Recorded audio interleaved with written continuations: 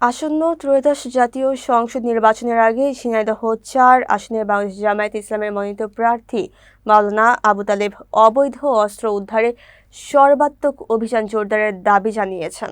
বৃহস্পতিবার দুপুরে ঝিনাইদহ সড়কের দলীয় কার্যালয়ে কালীগঞ্জ উপজেলা জামায়াতের আয়োজিত সাংবাদিকদের সঙ্গে মতবিনিময় সভায় তিনি এই দাবি জানান। মাওলানা আবু তালেব বলেন, দীর্ঘদিন ধরে দেশে ভোটাধিকার হরণ ও নির্বাচন কেন্দ্রিক ভয়ভীতি তৈরি হয়েছে। এবার ভোট সুষ্ঠু ও উৎসবমুখর করতে অবৈধ অস্ত্র উদ্ধারের গুরুত্ব অপরিসীম। তিনি বলেন, নির্বাচনে সবার জন্য সমান সুযোগ নিশ্চিত করা হোক এবং মানুষ স্বাধীনভাবে ভোট দিতে পারুক। তিনি আরও জানান, নির্বাচিত হলে স্থানীয় সমস্যা সমাধান, চাঁদাবাজি, সন্ত্রাস ও মাদকমুক্ত সমাজ গঠন, মোবারকগঞ্জ সুগার মিল পুনরুজ্জীবন, স্বাস্থ্য কমপ্লেক্স ও শিক্ষা প্রতিষ্ঠানের মানোন্নয়ন, যোগাযোগ ব্যবস্থা উন্নয়ন এবং জলাবদ্ধতা নিরসনে কাজ করবেন। বিভিন্নভাবে মানুষ বঞ্চিত।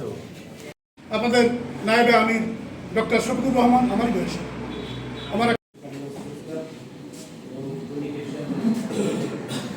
বছর মানুষের ভোট অধিকার কেড়ে নেওয়া হয়েছিল।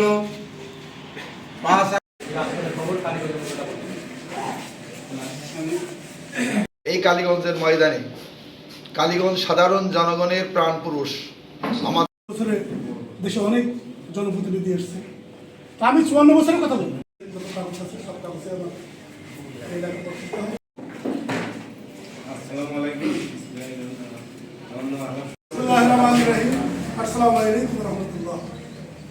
আমি বলতে অনেক ভয়, বলতে গেলেও গলা চিপে